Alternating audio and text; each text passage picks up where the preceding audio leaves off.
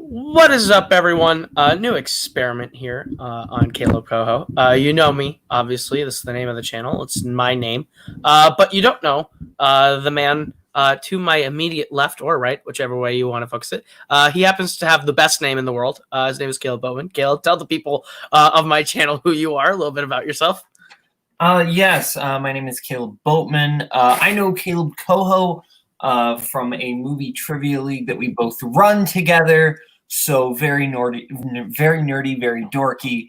But I also work at an assisted living facility. I run soundboard also. I do a lot of things. Most of them are nerdy. There you go. That's everything you need to know about me. Absolutely. I don't think a lot of people actually know this. I work for a radio station. That's my real main hustle. So this is sort of normally what I do. Me and Boatman were talking, and we were like, "Hey, what if we just made our own morning show?" So we're gonna try this out. We're gonna hang out with you guys, try and ease you into your day. But first, I want to ask Boatman, how's your week been? How's your week been? It's been a minute. I don't think I actually ever asked you this question often. I don't think we really talk about our lives in general. Here's an excuse then. Tell all 104 people who might be watching your problems live on the air. Okay, so let me tell you, right? I found out this week that I have the film tastes of a 90-year-old woman. Like, did you take a quiz or what happened? No, not a quiz. I worked at an assisted living facility. Right. Like, Shady Oaks Monument Home or whatever it is. Yeah, sure. Last week I was actually asked to go work over in the nursing home, basically just because they were understaffed and they needed somebody to work in the activities department over there. So that's what I did for last week. And there was a woman there who I talked about movies for a little bit because she was watching Turner Classic Movies, and I'm a big classic movie buff. And I was like, "Oh, you like this?" And she was like, "Yeah." And I like The Apartment, and I like 12 Angry Men. And I just found out that our film tastes lined up exactly, which means that, like, for sure, I have the film tastes of a 90-year-old woman, which, like, I feel like we kind of knew that already. I think we already knew that. Talking with you before, I'm a little miffed with you. I'll be honest. I'll use that term. You constantly recently have been like, "Hey, you need to revisit this movie, revisit that movie," and I have, and I've liked them all better after you've been like, "Try it again," and I end up liking them more. So, Black Klansman, Eternal Sunshine of the Spotless Mind, Three Billboards Outside Ebbing, Missouri, movies that you thought were fine. Now I like them a lot because you told me watch them again, and I guess they work. You know what I will say that I legitimately love about my job? Okay. Today was pretzel day. So we all got like nice warm hot pretzels with cheese, and it was amazing, and I loved it. Okay, so you just got to eat pretzels. Do they feed you pretzels? Okay, so here's the thing with my job. They don't feed me. They don't give me anything. I just show up. Press stuff on a button, and I get to talk into a radio, and they're like, "Cool, good job, kid. Now we want you to go across town, lugging a wheel and a table and a bunch of prizes, and have people sit there and ask if they can spin the wheel or pay you to spin the wheel again." And I have to tell them legally I'm required to say no, but if you give me $1, maybe. That's not true. iHeart don't fire me. That's not real. Okay. So here's the thing, right? Yeah. So they have nurses there who are working like 12-hour shifts. Like they're working like long hours. So they have food for them that is free. And they make a lot of it. So they're like, "Hey, we have leftover. This is for you." So I get the leftovers from nurses. I get leftover pizza whenever the big dogs do their show, and they're like, "Hey, pizza at 8 a.m. sounded great." And we had like 3 slices and decided, "Nah, you want the rest?" And I'm like, "Sure, I'm a broke, starving college student. I'll take your crusty old Deke's pizza." Anyway, speaking of your age, we're gonna flip over to an examination of something from the past. Specifically, you gave me a year, and I put in today's date, September 15th. You gave me the year 1984. The following songs were number 1 on September 15th, 1984. Let's see how many of these you actually recognize. Stevie Wonder, I Just Called to Say I Love You. Familiar. Not my favorite Stevie Wonder song, but a quality song. An absolute banger classic, Tina Turner, What's Love Got to Do with It? That is one of those songs that is so much more powerful when you know who sings it. True. Like, that song itself, fine.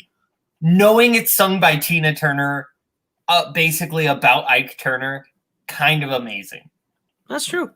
And the last one is from Giorgio Moroder, called Reach Out. They give me each country's number one. So Stevie Wonder was number one in the UK, and Tina Turner was number one in the US, Australia, and Canada. But the number one, I believe this is Spain, was Giorgio Moroder, Reach Out, which was the soundtrack of the 1984 Summer Olympics. Apparently. Good for him. So there's a cookie. He should get a cookie. Yeah. I mean, I actually didn't know the Ike Turner thing. The only thing I really know about Tina Turner is she's in Mad Max Beyond Thunderdome, which slaps. Here's the thing you need to do, Koho. You need to watch more movies, but specifically, you need to watch the movie What's Love Got to Do with It, which is the Tina Turner movie, and it's fantastic. Do you know who plays Ike Turner? Trivia. Lawrence Fishburne. Yes, he does. Good job. He was nominated. It's his only Oscar nomination. Yes, now you get a cookie. Good for you. Awesome. So speaking of things that happened today, I also have today's famous birthdays up for you. Some of these you will know. Some of the I want to see how many of these are names that you recognize. Okay. So I'll start with someone that you know. He's a film actor. He's 74 years old today, Mr. Tommy Lee Jones. Okay. In the words of Tommy Lee Jones, I don't care. I'm just kidding, Mr. Lee. We love you. Lee's going to come find you. He's going to break your kneecaps. Someone that you don't know, football player 59, Dan Marino. It's his birthday today. Turned 59. I know who Dan Marino is. Ace Ventura Pet Detective. He's that guy. Okay. What football position did he play? Point guard. Quarterback. Do you know what team he played for? The Miami Dolphins. Yeah, you do. Because that's in the movie. That's in the movie. You're a pet detective. Let's see. Anyone else you might know? You know who Nipsey Russell is, I believe. You can't talk about nipples on the air. I hate you. TV actor. He passed away in 2005. It's his birthday today. Let's see. Other people you might know. Oh, one that's near and dear to me. It's Agatha Christie's birthday today. She died in 1976. She's, obviously most famous, top-selling crime novelist of all time. She's excellent. She died on the Orient Express, I believe. Absolutely. TV actor Ben Schwartz turns 39 today. Oh, well, congratulations, Sonic. Good for you. Good for him. He's rolling around at the speed of sound. So what I love is they ranked these, okay? They ranked them by popularity. Okay. Number 13 is an explorer who died in 1324, Marco Polo. It was his birthday today. You hear his name at every pool, and Google is everywhere, so they probably just count however many times like kids say his name at the pool. This is true. Now, I want you to guess how many of the top 12 are internet famous, but you've never heard their names. I'm going to say 9. 9 is very close correct. Actually, it is exactly correct. I just misread what one of these professions were. Every single person in here, except for 3 people, are either a TikTok star, a YouTube star, an Instagram star, or a Twitch star. Give me the YouTube stars. I want to see if I'm still good on my YouTube knowledge, because 13-year-old Kaleb Boatman was incredibly obsessed with YouTube. I guarantee you might know number 2, because that's the only name I know. Give me so number 10, I don't know if this what their gender pronouns are. 25, your narrator. They turned 25 today. Number 9, Sarah Condor turned 34 today. I don't know if you know them. And then the next YouTube star that we have, 34, it's Jenna Marbles. I know Jenna Marbles. I know. That's the one that you know because I know it. She's number 2, most famous person on this list. Well, good for Jenna Marbles. Good for Kermit the dog. I remember that. The only other 2 people that I know that are famous, number 7, he turns 43 today, and that is Tom Hardy. Well, happy birthday, Mr. Tom Hardy. You flew a plane really well in Dunkirk. Not really. He we're crashed also Gotham's Reckoning. So Gotham's Reckoning. And number 36, Carson Wentz's twin turns 36 today. It's Prince Harry. Prince Harry's the third most famous person on this list. Wait, Carson Wentz and Prince Harry are twins? If you ever see a picture of them, they look identical. It's kind of spooky. Is Carson Wentz is a football player, right? Yes, he is. Do you know what team he plays for? The Miami Dolphins. Philadelphia Eagles. Speaking of sports, I have a story. Okay. So I was blackmailed / bribed into watching a sporting event. Okay. So Sunday and Saturday, actually, there were 2 football games on Saturday. It was Iowa State versus the University versus the Louisiana University. I will say, college football not the same as NFL. I don't enjoy it as much, but knowing your family after going down into your basement and staying with you guys for a weekend, your family is very big on a very particular college. That is very true. Anyway, we have family friends who are extreme Iowa State fans, like crazy Iowa State fans, and they invited us all over, and they were like, Kaleb, we know you hate sports, so here's what we're going to do. We're going to make nachos. And you can have the nachos, but you have to come and watch the sport games. And I was like, okay. And that's exactly what I did. And it was worth it because those nachos are delicious. So I have a question. 1, you will do anything if anyone pays you with food. That is true depending on the food. Nachos are like my gold standard. Oh, I understand. Every time that we're hanging out, you disappear for 10 minutes. You usually come back with nachos or popcorn. I have made what I call 2 a.m. nachos like 20 times. Oh, absolutely. Number 2, were you able to follow the game, and do you remember who won? The University of Louisiana won. I remember the Saturday game better than I remember the Sunday game. The Sunday game was the Vikings versus the Packers, and I kind of tuned out after like the first minute. But I remember that the Louisiana University won, and I was not really able to follow the game, but I was able to follow how upset the woman named Hannah got at the TV. So that was kind of my reference point. So I was very happy that she was angry. Were you playing along with her? So whenever she got mad, were you just like, ha ha, we're winning? Or like, did you get into it or no? Well, so it was Iowa State versus University of Louisiana. Right. She's a big Iowa State fan.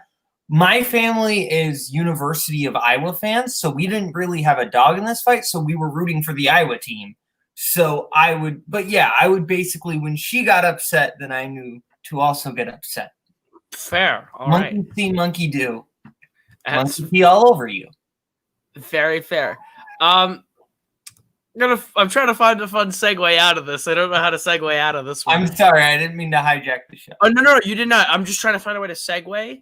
And when you say you're trying to segue, it automatically ruins the thing that you're trying to segue. But the segue is Paul Blart Mall Cop. Speaking of Paul Blart Mall Cop, awkward pickup lines that actually work. Have you a good segue. Thank you. Have you ever tried to use a pickup line on someone? Ever? I have used pickup lines ironically. So like I have done like the very stupid cheesy pickup lines, but they have been like, it's like, oh, I'm making fun of stupid pickup lines, but I'm also saying the stupid pickup line. It's the Adam McKay of stupid pickup lines. Okay. All right. So I would like to hear your pickup line. Okay. Here's one. Hey, girl. If I could rearrange the alphabet, I'd put you and I still where they were because the order should be correct. I'm not a wizard. I mean, it's funny. It's girl. Fun. Hey, girl. Okay. Are you from Tennessee? Tennessee. Because I'm not sure if you're racist or not, and you make me uncomfortable. Hey, girl. Boy, okay. Did it hurt when you fell from heaven? Because Satan also fell from heaven, you heathen. Fair. All right. I've used pickup lines before as well, not nearly to that success. But there's a list here of the best Tinder pickup lines that you will never believe actually worked. Okay. I'm gonna read you a couple. I'm gonna have you rate them by cheer, swipe right or swipe left on these. Okay. All right. So I'm vegan too. Yeah, that's why I swiped right. And then they're supposed to say, haha, that's amazing. How long have you been vegan for? Start of this conversation. That's schmarmy, but in an honest way, so I respect it. Swipe right. Swipe right. All right, that one gets a pass. This is someone who matched with Travis. Hey, what's up? What's it like being a truck? What do you mean? I'm not a truck, LOL. Profile pictures don't lie. LOL, I have other pics than my truck. LOL, but I do love my truck. That's what a truck would say. I think this person is just concerned about trucks taking over the world. I think this is just I respect people who question society, so also right. If you can't tell, I'm desperate, so I'm gonna swipe right to most of these. All right, number 3. This person matched with a Maddie on Tinder. If you remove the D from your name, it becomes May. Wow, would you look at that? So the question is, do you want the D? That's the most clever thing I've ever heard. How clever was it on the scale of 000-000-0000 to 999-999-9999 as in phone number? And she says it's about A and gives her her phone number and it's blocked out. I don't like that one. I like this one. I thought this was kind of funny. Fair.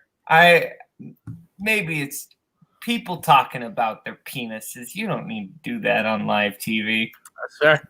That is fair. But again, this is we are technically not on radio standard. We're trying to keep it to the actual iHeartRadio sort of standard that you hear of like cursing. No, you're fine. We can do whatever we want. We are not held by any rules here. But it happens. It's fine. Is there anything in the rule book that says a dog can't play basketball? Absolutely not. Airbud was my co-host one week. All right. 4th one. I don't know who you are. I don't know what you want. If you're looking for a hookup, I could tell you I do not want that. But what I do have are a very particular set of skills. Skills I have acquired over a very long career. Skills that make me a delight for people like you. If you hate my icebreaker, that'll be the end of it. I will not look for you. I will not pursue you. But if you do, I may ask you to coffee. I'm impressed. Yes, you may is the response. I'm going to swipe left because I feel like taken memes are... When was this done? Like, was this done recently? This was done on February 13th, 2015. Okay, so at that point, taken memes had been done to death. This was an unoriginal dude bro trying to be funny. Swipe left. All right, fair. I'm going to find the next one. I'm kind of scrolling. There's 19. I don't want to do all 19. I'm just trying to find the best ones. Did you buy your tickets yet? To the gun show? What? No, for my public trial. I'm going to jail. LOL for animal neglect. Because you don't eat them? For having the sick pythons flex emoji. Oh, God. I like that one because I like that one a lot too. Because he clearly was gonna do the gun show thing. Oh, 100%. And then she like sniped him, so he pivoted and stuck the landing. I respect that.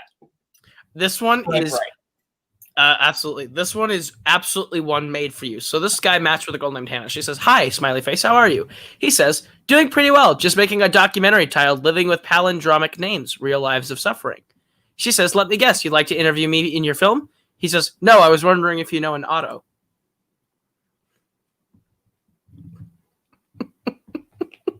I thought that was funny. It's funny.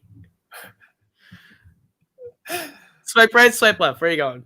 I'll swipe right. All right, fair. Fair. Swipe right. That's the good one, isn't it? Yeah, it is. No, you're right. I was like, fair. You thought it was funny. Why are you like fair? Like, you no, I agree with you. I agree with you. I'm just saying, all right, I respect it. Respect that you decided to go with it. I'm trying to see if I can find one more good one. All right. Here's the last one. Here's the last one we're gonna go with, I think. Yeah. Are you a bank loan? Because you have my interest. She responds, "Hey there, are you the bottom of my laptop? Because you're getting hot. Because you're hot and I'm getting nervous." Double for the price of one. I appreciate that they both went for it. I think those two crazy kids are going to be okay. Swipe right. Absolutely. So that's gonna. I think what we've learned here today. Boatman desperate enough to swipe right on everyone and anyone who's willing to use a pickup line on them. If you are a woman and you fit the following 3 factors, you're going to be okay. A, you enjoy movies. B, you're between like the ages of like 18 and 47. What a jump. I'm desperate. C, you're not dead. There you go. Congratulations. You win. All right. Fair. I found another one from the same website, which is 21 technology struggles today that today's kids don't have. So me and you are young bucks. We're both almost 21. Mm-hmm. So but we are also on that weird cusp of when old technology hadn't quite died out yet and new technology was coming in. Like, I still had a VCR. Did you have a VCR growing up? Oh, I grew up with a VCR. Yeah. I grew up with a home phone and one of the wall phones where you actually took it off. Landlines. Landlines, yeah. So yeah, we at least experienced enough of like 90s technology to at least maybe understand some of these. We got like the death of the 90s. Yeah. So the number one here is hoarding those free America Online CDs. Do you know what these are? I know that there were CDs that if you got them, you got like a certain amount of free internet. I know my dad tried to like take advantage of a very late version of this, and he could not figure out how to get it to work. Fair. The description says when the internet was in its infancy, getting online was difficult. College computers had to go to a computer lab in order to access the internet. When we did finally get access at home, it was incredibly expensive. So those free hours of internet AOL sent in the mail seemed like a gift from the gods. We hoarded those suckers like they were made of gold. A second one, obviously, is the pain of waiting for dial-up internet to load. I didn't have to deal with that, but I can understand the pain of slow internet. Yes, I can definitely understand slow internet pain, not specifically dial-up. Obviously, phones used to be different. It's the wall phone. We just talked about that. We know this. Not having caller ID. Number 4, one that I took advantage of all the time. I don't know about you. Burning CDs so you could listen to them in the car. See, I could never figure out how to do this. Oh, dude, that was my thing. I had like 80 CDs of 80 different... I was mixing and matching playlists and songs all the time, and I had like a set of albums that I had made myself that I would bring with me and put in my mom's car and my dad's car. So whoever I was riding with, whether it was like dad's picking me up from school, mom's picking me up from school, I'm meeting mom at dad's taking me to meet mom for dinner or whatever. We always had my music with me at all times and whatever I wanted to listen to. So I always like just had those suckers burnt. And my favorite thing is I would make actual physical CDs and make soundtracks for books that I read, to make them for book reports. Like the project would be like make a soundtrack, and it would actually just be like write a soundtrack out. I went the extra mile to burn the soundtrack into an actual CD and give it to my teacher. I never failed a project when I did that. So that was my jam. I respect that. Using a card catalog at a library. So I know that there was a card catalog at the library I went to as a kid. I also know I did not use it because I would just wander into the children's section until I found a book that interested me, which is, I think, the way most kids did it. Same. The existence of floppy disks. I am aware of them. I don't think I ever actually used one. Same. Using a real map to navigate. I definitely had to do this. I don't think I've ever actually had to like do this when I started driving. I definitely had to do this to help my parents. Right, that's what I mean. Some places. Yeah, like when you had to navigate for your parents, you had to use a physical map. I definitely had to do that. Unfortunately, I did not have one of these. I don't know about you. I came in just a little too late for the MySpace trend, but choosing the perfect song for your MySpace profile. Okay. If they ever implement this to Twitter, I will have this problem. Fun fact: my dad had a MySpace because Dr. Soul. My dad, who was a pastor, he wanted one like for the church because he was like, "Oh, that'd be a cool idea." So he had one like specifically for him. And I remember basically nothing about it. I just remember the fact that he did, in fact, make one. Dr. Soul was an early adopter of a lot of technology, and then like 2011 it hit, and he stopped caring. Ahead of the curve for a while there. This one, I know that we are both on the same page on that. We definitely did this. Going to the video store to rent movies. I have done this multiple times. Absolutely. I did this until the only video store that I live near closed down. I did that for a significant amount of time, and we have a friend who still works at a video store. Oh, we do, Mr. Redshaw. Recording your favorite song off the radio. I actually didn't know that this was a thing. Did you? So I never did this. What I did do is I was very much into television theme songs as a child. So you'd record. I would record the Zack and Cody theme, the Hannah Montana theme, multiple Jonas Brothers and Hannah Montana songs, and High School Musical, Disney Channel soundtracks galore, and a lot of like PBS Kids themes. You know, I had the Cyber Chase theme. Oh, absolutely. No, I didn't know this was a thing. So like that you would call into your local radio DJ, request your song, and then wait until the song came on, and you'd sit there with your cassette recorder and record the song as it played on the radio so you would have it. I did not realize this was a thing.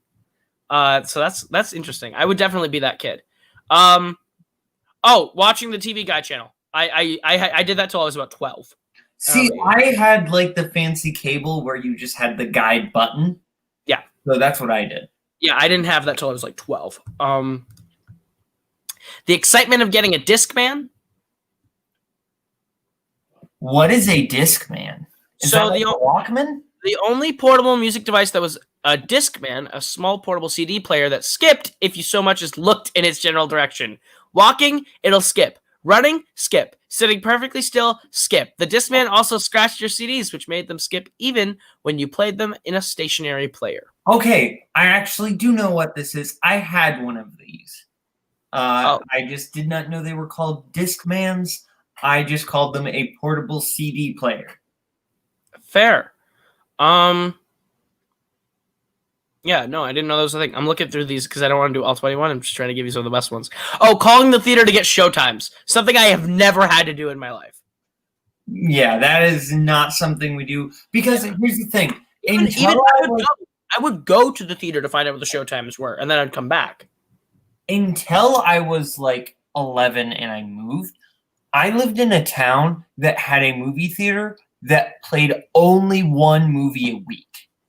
But it was like super cheap. It was like $1. Oh, $1 theater. It was $1. Yeah, it was $1 theater. They played one movie a week, but like you got to go see it for $1. Right. And like it was pretty nice. It was like a cool theater.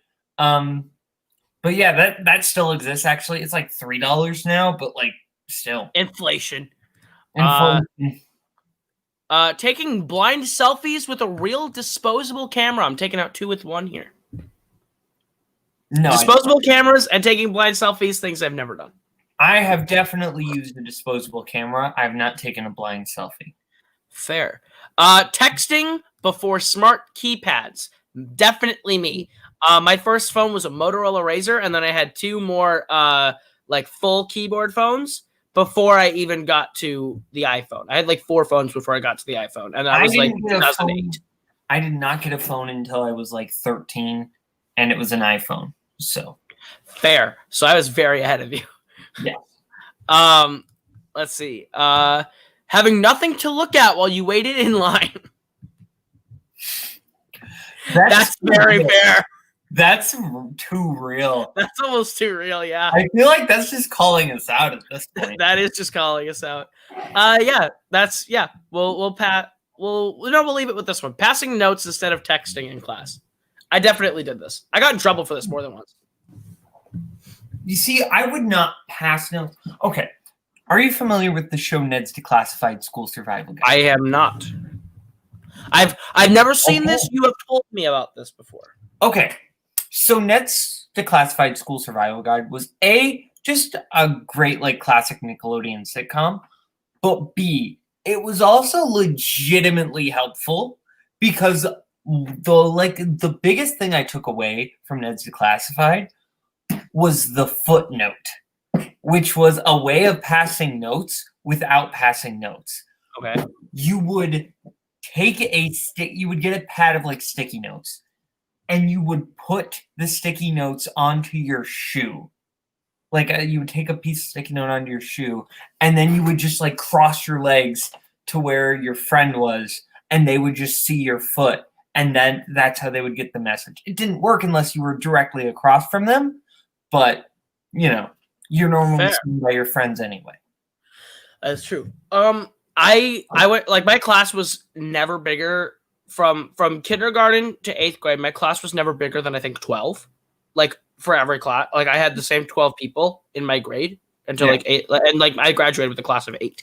And so whenever I passed a note, it wasn't much cover, but I was the master of it. I was the best in my class at this, where I'd be able to like write it on a note, fold it up, and I would fold it up to the size that it fit in between these two fingers enough that you could see the corner, so you knew that I was passing you something. And I would keep my arm low, and I would just like slide it and move it back like fast, and I would like reach across the way. I want to see this Mission Impossible remake that centers around this. Oh, absolutely, we should. I could just now you see me. It's just now you see me with passing notes. 100%.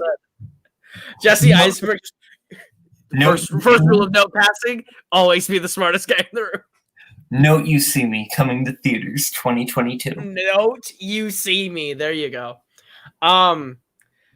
So we're gonna talk about something weird. Speaking of passing notes and everything, talking about something a little insane for you. So after 13 years, this was something that was illegal. I didn't know this, and I don't think you did either. After 13 years, a South Florida city has overturned a ban on saggy pants, bottoms that reveal the wearer's underwear. So for 13 years in this town, you could not see someone's underwear, or else you got a fine.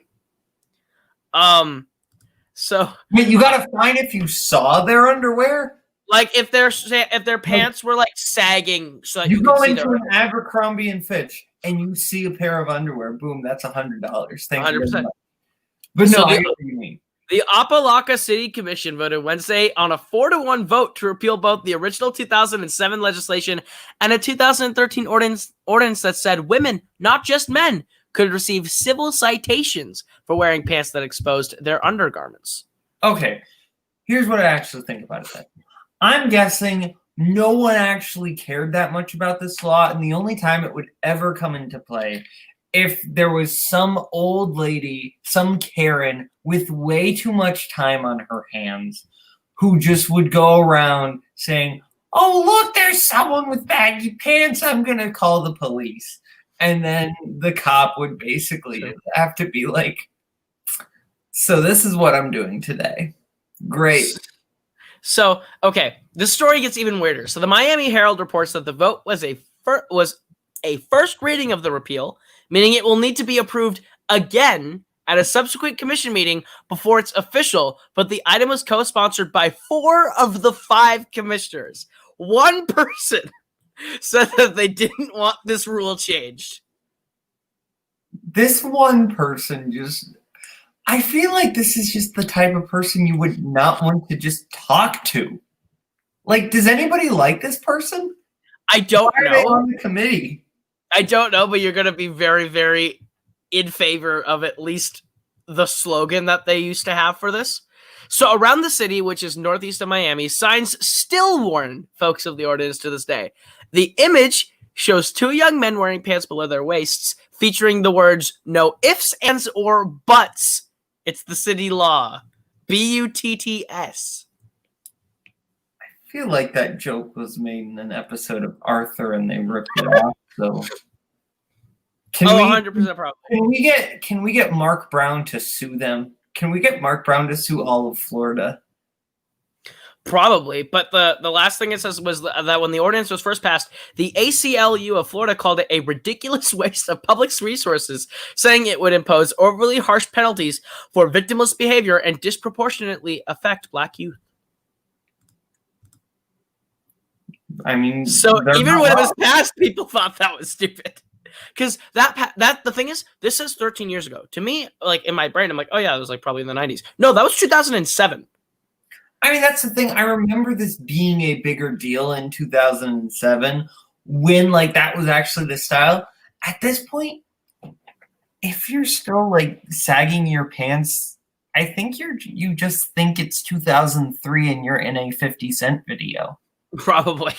You probably just think that, you know, you're just stuck. It's your birthday. Go shoddy. It's your birthday. Oh no, Boatman. Oh no. So I have a fun game for you. Okay. What I'm gonna do is I'm gonna read you a commonly misheard song lyric. As the misheard song lyric, you're gonna tell me what that song is that this lyric is from, okay? So I'll start you with an easy one. I bless the grains down in Africa. That is Africa by Toto. Absolutely. The actual lyric is I bless the rains down in Africa. I've also heard people think it's I left my brains down in Africa. It's very fair. I said you're holding back. She said, shut up that duck with me. Oh, I said that shut up and dance with me by Walk the Moon. Yeah, I've never heard this misheard lyric before. How do you hear duck from dance? I said you're holding back. She said, shut up that duck with me. That doesn't work. Here's the thing. I don't believe this is real because there is nowhere you don't know. That is the title of the song. So you have to know it's called Shut Up and Dance with Me. Because even if you are just hearing it on the radio, not on like YouTube, where you definitely know the title, they say it like all the time, right? I mean, yeah, 100%. Okay, I don't know if you're going to know this one. This is a more recent one. We'll see if you get it. Caught you making tacos with your tongue. I don't know if you're going to figure this one out. This is very recent. Not very recent. Like, I would say about 3-4 years old.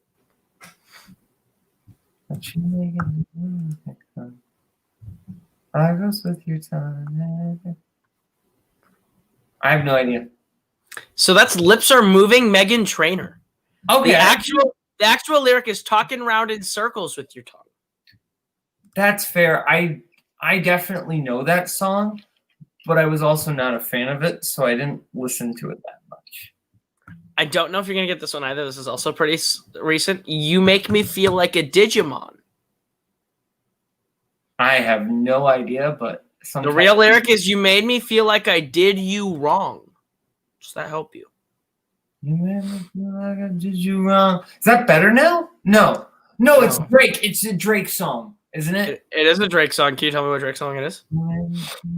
Is it Hotline Bling? It is Hotline Bling. Oh, okay. I'm proud of you. This one, we'll end it off with. I'll do one more. I'll do one more before that one. This one you should know. Got a list of Starbucks lovers. Okay, well, this was a famous one. That's Blank Space by Taylor Swift. Correct. So this one I think is a pretty relevant one to end on. Annie, are you voting? That is Michael Jackson's Smooth Criminal. Yes, it is. Correct. This is one that I legitimately thought for the longest time. It's not going to be hard to get, but I always thought the song went Can't by the Ocean. Cake by the Ocean. Yeah, I legitimately, that was not like a joke. I legitimately thought they were saying Can't by the Ocean. That's weird. That's funny. Like you can't buy I thought it was like a metaphor for you can't throw money at all your problems. You can't buy the oceans. I thought the song was much deeper than it actually was. That's fair. I give Joe Jonas a lot of credit, okay? He had to suffer through Camp Rock for the final jam. That man clearly knows what pain and depth and depravity is. Fair. You know what? Speaking of depravity, we'll move into our last news story that I have before we kind of freeform it, whatever we want. Our only movie news story we have this week. We talk about movies a lot, so I figured we'll save one big one, and just this one was pretty big that I figured we should talk about. So, there's been a long dry spell in Marvel Cinematic Universe news, but there's a pretty big casting announcement that came from the set of Ant-Man 3. They are officially making Ant-Man 3. And they have their villain. Their villain is Kang the Conqueror, which is a pretty major Marvel Comics villain being used in Ant-Man 3, which makes no sense to me. He's not an Ant-Man villain at all. But they've cast him, Jonathan Majors from Da 5 Bloods and Lovecraft Country will be playing Kang the Conqueror in Ant-Man 3. What do you think? I'm actually familiar with who Kang the Conqueror is, fun fact. Heck yeah. Partially because I had this book of all these Marvel heroes and villains, and also because I watched Avengers Earth's Mightiest Heroes. Yes. One of the most underrated superheroes. Underrated. It's on Disney Plus. If you have never watched Avengers Earth's Mightiest Heroes, watch it. 2 seasons, 40 episodes, fantastic. It's amazing. So I'm vaguely familiar with who Kang the Conqueror is. I don't remember who is Jonathan Majors. Jonathan Majors is the son, Delroy Lindo's son in Da 5 Bloods. Oh, okay. I don't really remember him that well in Da 5 Bloods, but I'm sure he'll do a good job. I love time travel, so I'm sure. I think that's I kind of understand why they put him in an Ant-Man movie, because I feel like it might be a little silly to put him in an Avengers movie. So to put him where they can kind of have fun with it, I respect that. Maybe, I see it, but to me, this is a pretty big villain to waste on an Ant-Man movie. You know what I mean? Like the way that I see it, the biggest Ant-Man villain hasn't been used in Egghead. That is the most major villain of Ant-Man and would be perfect for a Peyton Reed Ant-Man that they haven't used. So to take Kang the Conqueror, who is an Avengers level threat that has been the focus of many, many major Avengers storylines, and put him as the main villain of an Ant-Man movie is a really interesting move to me. Here's what I think they should do. Just don't kill him off. True. Because that's my problem with Marvel, is even when they have a great villain, they kill them off. So you don't get to watch the villain grow. Just don't kill the villain off. So if the character gets a Loki level reception, then keep them around and make them a threat in an Avengers movie. It worked for Loki. Loki Absolutely. Is one of the most beloved MCU characters, and he started off as a one-off villain in Thor, and then he came back for the Avengers. I mean, absolutely. I think if you build him up that way, that'd be great. I think they can have a lot of fun with him in an Ant-Man movie. I think Peyton Reed has done a great job. I like Ant-Man and the Wasp more than the first Ant-Man. I think that both of them are good and fun, but I think Peyton Reed kind of came into his own on the last one, made it a lot more, in your words, of a farce. Made it a lot more fun, comedic, sort of just lighthearted comedy. I think they can have fun with Kang. I just, if they kill him off, I'll be frustrated, because that's a major villain to just waste on Ant-Man 3 when you also, still have the biggest Ant-Man villain to use that can't really be used anywhere else. If you wanted to use him, that's why, when they brought in the Mandarin from Iron Man 3, I was like, oh yeah, now obviously the third movie, you bring in the biggest villain, we do something. And I at the time I hated the twist. I like the twist a lot now, but of course he's back in a non-Iron Man MCU, which frustrates me. But here's what you're saying: you panicked, and then you handled it. Well, I panicked, but then I handled it. I love Iron Man 3. We'll say that's one of my rewatches this year that I just was like, this was good. I liked it. And then I watched it again for my MCU rewatch. I'm like, movie's great. That movie slaps. I feel like I have the exact opposite opinion on that movie, not in the sense of liking it and disliking it, but I feel like most people's reaction was they love it when it's an MCU movie. They don't like it, the Shane Black stuff. For me, when the movie has to go back into the MCU stuff, that's when I don't like it. When it just lets Shane Black do whatever Shane Black wants is when it's great. When they have to bring Killian back in, that's when I don't like the movie. I think he actively drags the movie down. Absolutely. I agree. Yeah. Iron Man 3 is a good movie. What have you been watching recently? I'm just curious. Maybe we'll make this a segment. Maybe we won't. But I'm just what have you been watching recently? I've been watching we've been watching a lot of stuff together lately, doing a lot of watch alongs about Schmidt, which was great. I've also been trying to get on some 60s Best Picture winners and Best Picture nominees. I watched Tom Jones for the first time. Are you familiar at all with what Tom Jones is? You want to know what I know the name Tom Jones from? The singer, I assume. Well, for the movie Flushed Away. Fair. Oh, it's Tom Jones! Fair. You should also know him from the John Mulaney stand-up bit. Sure. Anyway, so the movie Tom Jones, which is separate from the singer, it's like this adaptation of like this real 18th century guy's life, right? Like who's like a legitimate like playboy. But this would be like if you took like the life of like JFK, right? Okay. But you said we're gonna do like a Farrelly Brothers style comedy with it, or a Monty Python style comedy with it. Like there's so much fourth wall breaking and like just goofy moments. The first 5 minutes of this movie is like a silent movie, and nothing else is like that. It's just a very weird movie, and I did not know how to feel about it.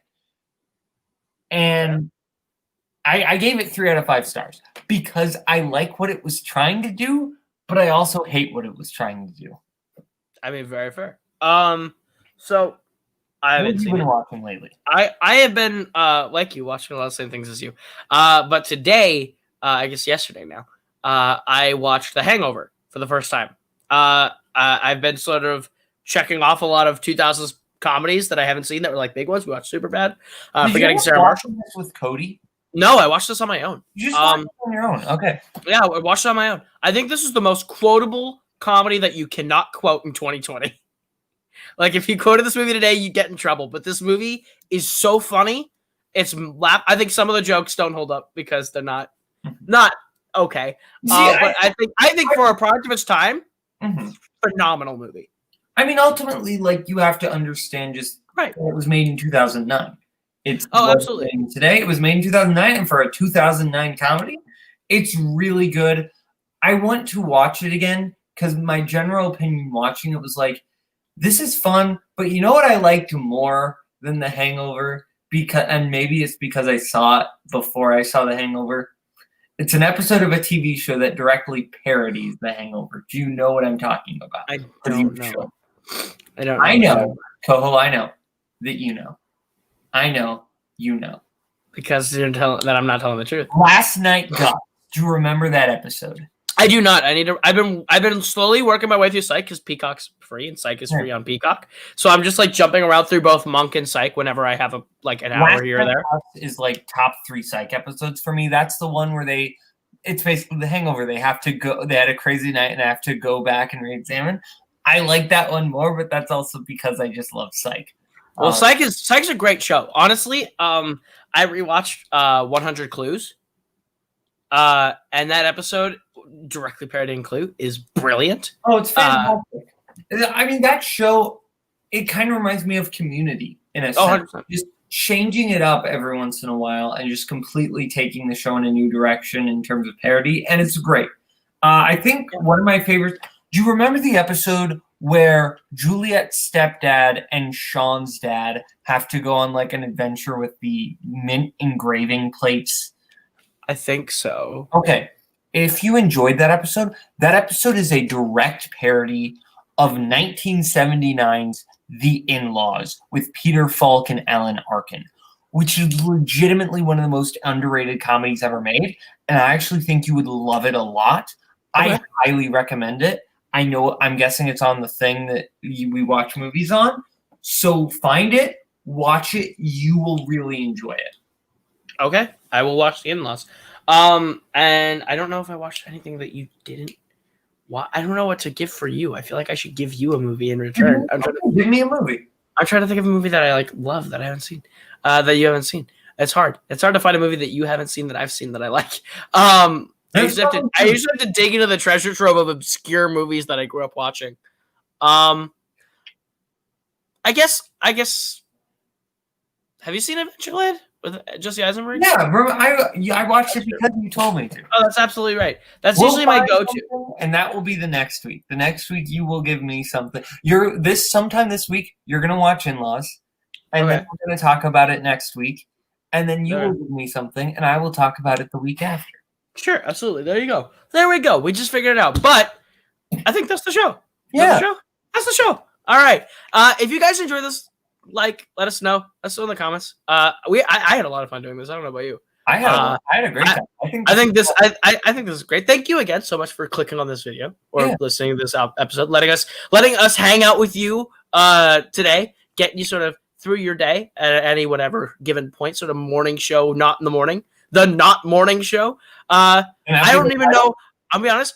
I don't even know what we're calling this. I think the pilot right now is just waking up with the C Kalebs.